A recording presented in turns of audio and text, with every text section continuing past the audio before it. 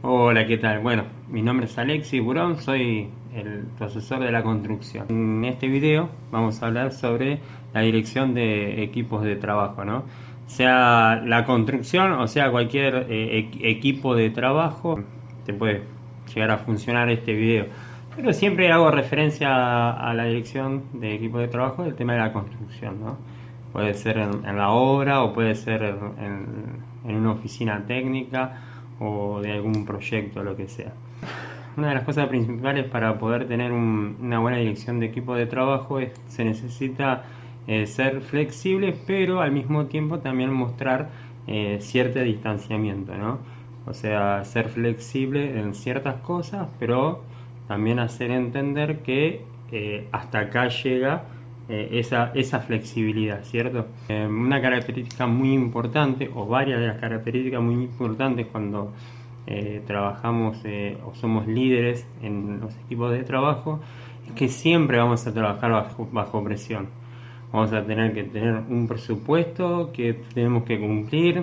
eh, la obra la tenemos que entregar en tiempo y en forma, porque a veces puede ser que se nos cobren multa por no cumplir en tiempo la obra o algún proyecto. Y entonces vamos a estar bajo presión en todo momento y en todo lugar. Y lo que tenemos que saber es que no es personal el tema con las personas que nos ejercen la presión. Tenemos que saber entender que es un trabajo. En el trabajo hay presión. Y uno mismo también se puede generar presión. Eh, También nosotros tenemos que lograr que nuestro equipo de trabajo tenga confianza, más que nada en nosotros, para que se pueda generar una sinergia, ¿no? Es un trabajo en conjunto. Y también una de las cosas importantes también es que nosotros logremos entender que la diferencia de pensamientos hace un buen producto, ¿sí? Si nosotros somos líderes de equipo de trabajo, hay una persona que piensa diferente, sería excelente o muy buena oportunidad dejar que la persona hable o que nosotros seamos flexibles en ese momento y después deducir o pensar si esa idea es buena para ese proyecto o si no lo es, ¿no?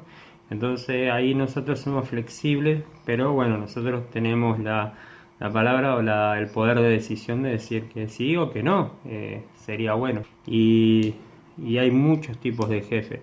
Yo quiero nombrar dos tipos nomás.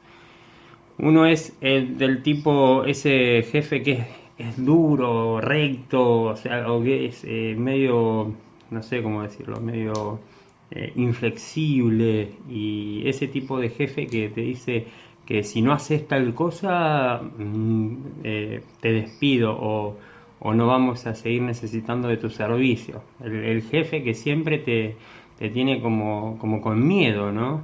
Ese tipo de jefe es jefe. Solo manda nomás. A mí particularmente no me gusta ser ese tipo de jefe. Sí, uno tiene que tener la flexibilidad mental para poder trabajar con ese tipo de jefe porque es nuestro jefe. Y él nos debe dar órdenes que nosotros debemos acatar. La mayoría de las empresas acá en Argentina son lineales, así que por ende siempre vamos a tener alguien arriba nuestro, a menos que nosotros eh, tengamos nuestra propia empresa, y aún así tampoco, porque nuestros jefes serían los clientes, ¿no? Eh, Después está el otro tipo de jefe que a mí me gusta, que es el tipo líder, ¿no? El tipo de jefe líder es la persona que de alguna forma se asegura que los demás lo sigan, ¿no? No solamente dar una orden, sino hacer que la otra persona entienda lo que debe hacer, ¿no? Eh, por ejemplo, por ejemplo, si yo tengo un equipo de trabajo de varias personas, lo que yo haría es ver rápidamente, esto hay que ser hábil para esto, ¿no? Ver rápidamente cuáles son más por la fortaleza y cuáles son las debilidades que tienen, ¿no? Entonces tratar de una forma hacer que esas fortalezas produzcan o generen producción, ¿no? Y las debilidades ayudarlas, ¿no? Ayudarles con las fortalezas de los demás, ¿sí? No es que yo voy a hacer las cosas por ellos, sino que voy a tratar de que los otros hagan o le ayuden a hacer esas cosas, ¿cierto? Estaba diciendo anteriormente que hay que ser muy claros para poder hacer que las personas hagan lo que uno necesita, ¿sí? Y al mismo tiempo, nosotros tenemos que hacerles entender que la responsabilidad es compartida. Si bien somos 100% responsables de todo lo que pasa, por ejemplo, en una obra, nosotros somos 100% responsables, sea que nosotros dirijamos la obra y tengamos gente a cargo de la empresa, o sea que también sean tercerizados. ¿Por qué? Porque los tercerizados tienen que sí o sí entregarnos parte de la obra y nosotros tenemos que certificar esas partes de esas obras entregadas. Por ejemplo, si nosotros sabemos que según planos, nosotros debemos, el plano de tareas a realizar, sabemos que las aberturas tienen que estar hasta tal fecha, tenemos que tratar y ser conscientes de que esas aberturas tienen que llegar. Entonces, a veces puede llegar a ser un poco pesado o obsesivo, pero si no lo hacemos, se nos va a retrasar toda la obra. Entonces, tenemos que ser persuasivos con ese tema, ¿no?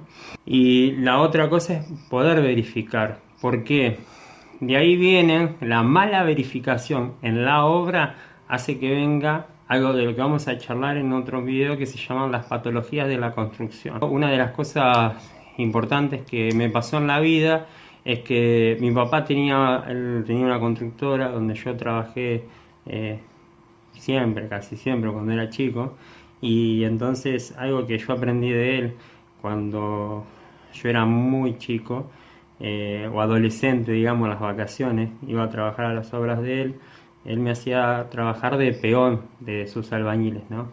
Entonces él algo que me decía era que yo necesitaba trabajar de tal forma que a sus empleados, o sea, a sus albañiles, pudieran tener los materiales que iban a usar. Entonces yo lo que calculaba, por ejemplo, si ellos estaban levantando una pared, decía, bueno, tanta cantidad de ladrillo utiliza tanta cantidad de ladrillo utiliza aquel. Entonces yo iba y buscaba ladrillo y tenía agua y mojaba y los ponía y ya hacía la mezcla rápido, pum, pam, pim, tan, tan, y no, realmente no los dejaba descansar, pobre gente, pero bueno, era así como uno puede producir. Y también cuando uno produce como jefe y hace que produzcan los demás, entonces la obra avanza, y eso es lo que nosotros necesitamos que se logre, al igual que cualquier equipo de trabajo en cualquier circunstancia, ¿no? Nosotros necesitamos producir para que eso genere las ganancias que se necesitan lograr, ¿no? Ese era el consejo más grande que me había dado mi papá en ese tiempo cuando yo era chico, y lo utilicé de grande también, ¿no? Tratar de anticiparse a la jugada, como es, por así decirlo en criollo, ¿no?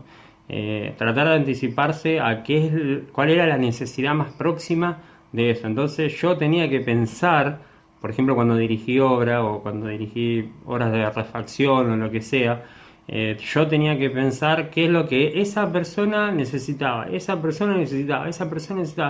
agarrar el grupo de peones y decirle, bueno, muchachos, yo necesito que hagan esto acá, vos allá, vos acá y acá y acá.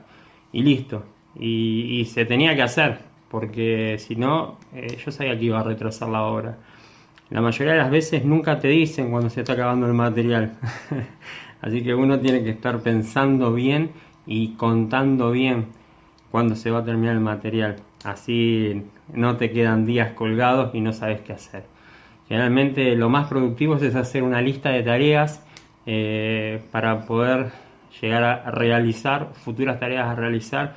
Entonces, y así, si uno logra tomar todo este conjunto de cosas, agarrarlas y tirarlas, ahí es cuando uno puede aprovechar el máximo trabajo de las personas y el tiempo.